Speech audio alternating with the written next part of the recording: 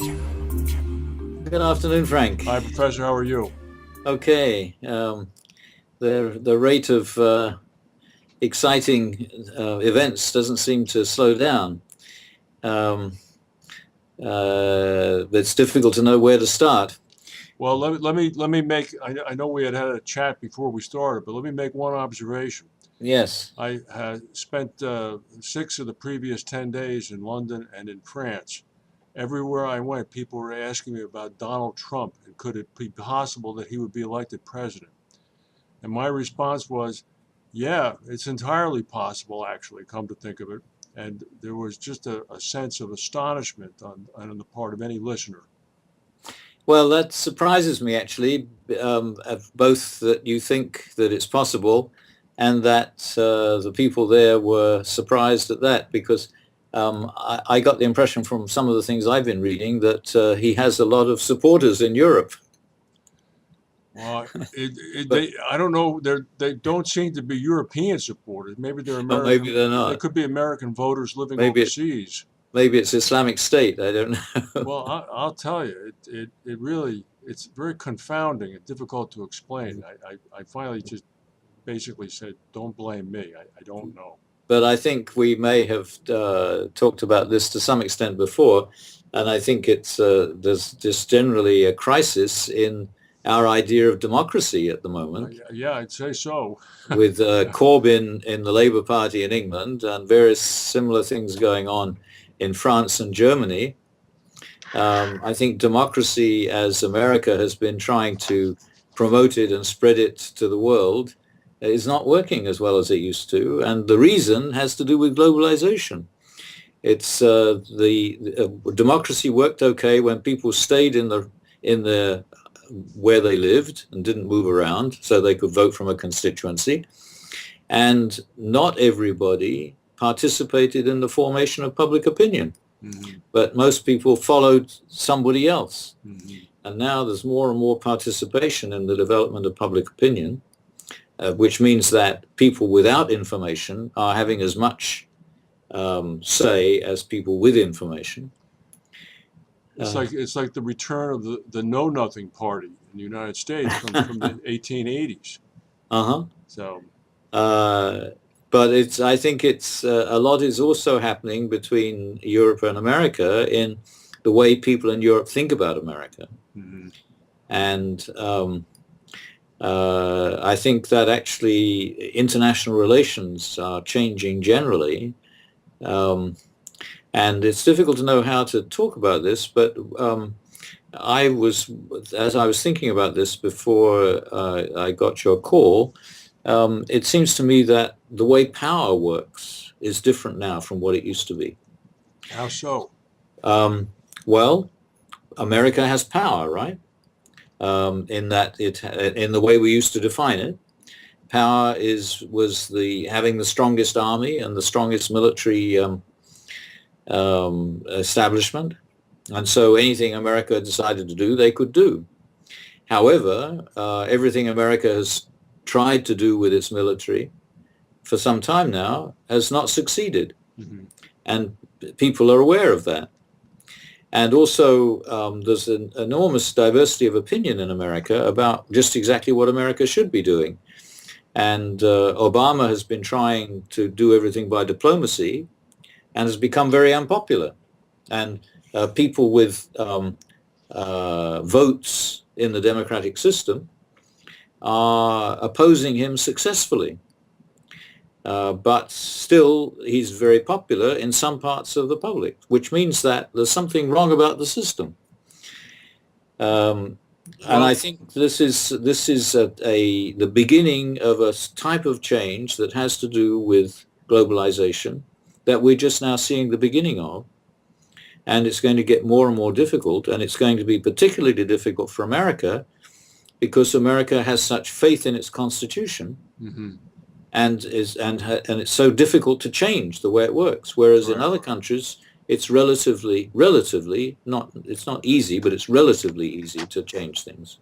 Well, it's a very interesting point actually, because what seems to be happening is that the effect of the increasing globalization in the United States, at least, is acting to, this is a bit of an oversimplification, but acting almost to polarize um, the population in some respects between people who want to continue the traditional way that the government's operating and other people who believe that the whole apparatus needs to be reformed, redone, et cetera, et cetera. And I can't help but draw a little bit of a parallel to, at least from my uneducated opinion, reading about it from London on the internet, the elections in Iran, which had already been culled quite a bit by the dropping of thousands of reformist candidates, so that only a select few reformist candidates could run. And then those reformist candidates that did win, I believe, attained a majority on that. I forget what it's called, the Council of Elders, or The it's Guardians. the Guardians, right? The entity that will vote to succeed the Ayatollah. And I was very surprised and obviously heartened to see that. But then 48 hours later, the Revolutionary Guard began to test fire missiles, bragging that they could now hit Israel. And I was sort of scratching my head. This seemed to be such a dichotomy between what was going on. I didn't understand it. Well, the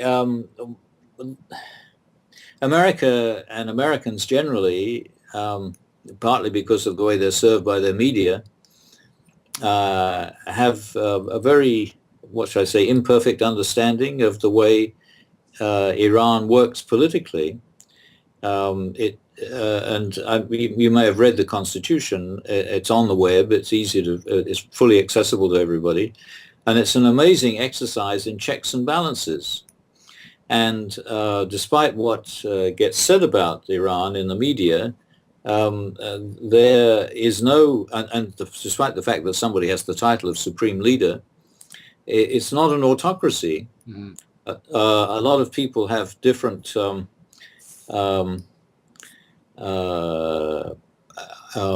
opportunities to get into the decision making.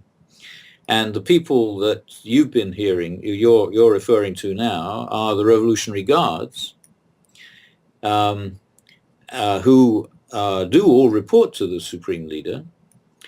And the Council of Guardians, some of them are, I think half of them are actually appointed by the Supreme Leader, and the Legislative Assembly are all popularly elected.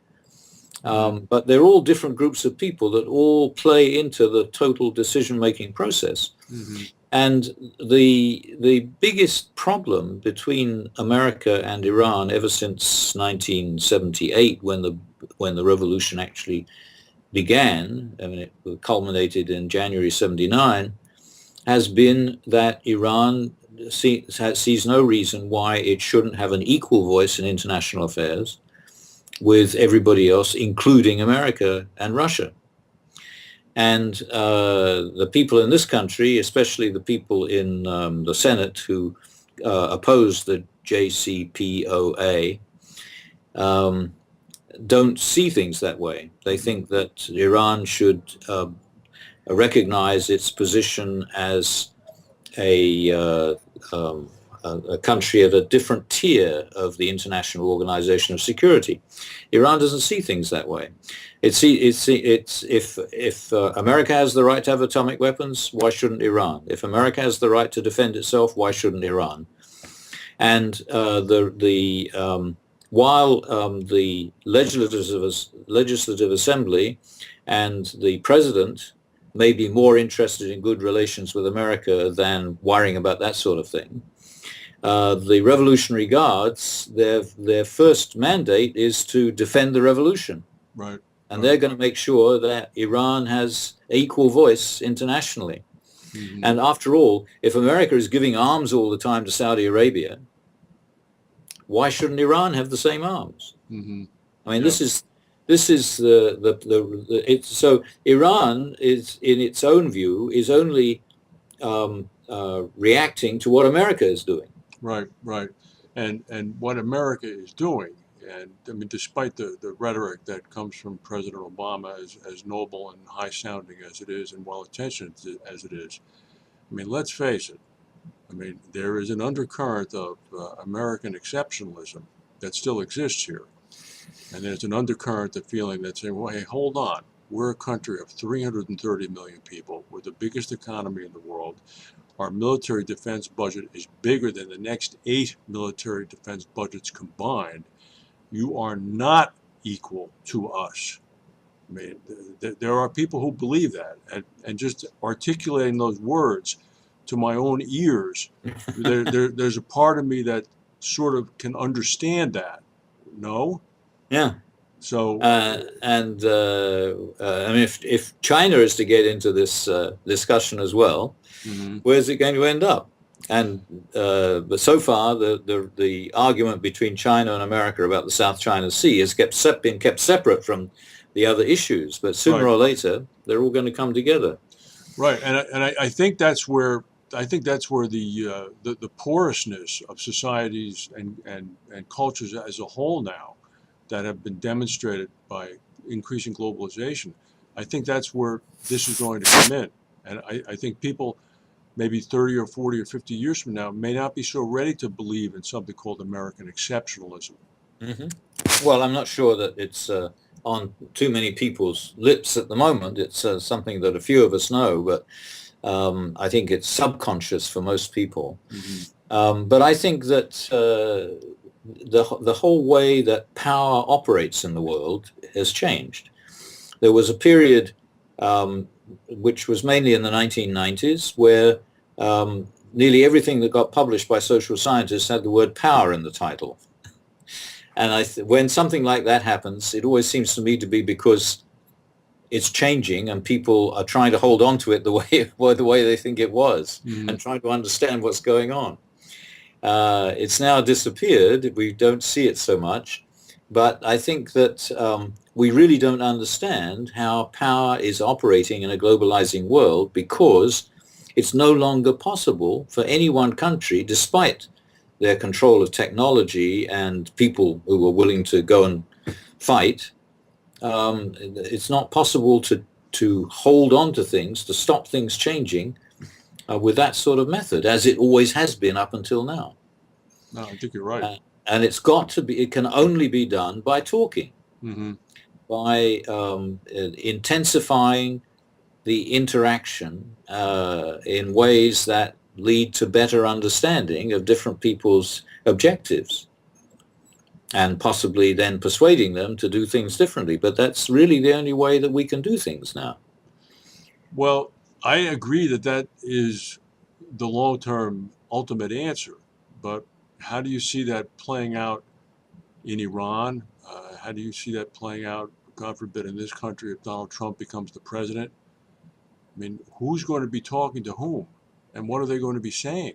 Well, I Or, think if Trump does get elected, which I think is very doubtful, um, because I think if it's Trump against Hillary, Hillary will win, and I think it's very unlikely that anybody other than Hillary will be the Democratic candidate. Although I think Bernie Sanders is a more interesting candidate.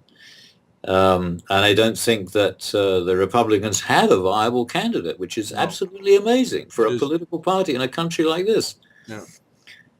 So I think the most likely thing at the moment is that it would be Trump versus Hillary, and then I think that means that Hillary will win. Hmm. But I think in either case, it will mean that a president who will not have world credibility and charisma will accelerate the um, diminishing of American power in the world. Oh, I agree with that. I think either Victor, Trump, or Hillary will, in fact, lead to that reduction. I agree with that. Yeah. Meanwhile, I think that Iran has nothing to lose. It only has things to gain Hmm. because it's been cut out of everything for 30 years. Hmm. And Russia is trying hard to get back some of the power it lost Right, in the right. 1980s. Um, so and China obviously is also trying to get some power, and so it's going to finish up gradually. Since in each case, governments are losing the ability to control everything that they're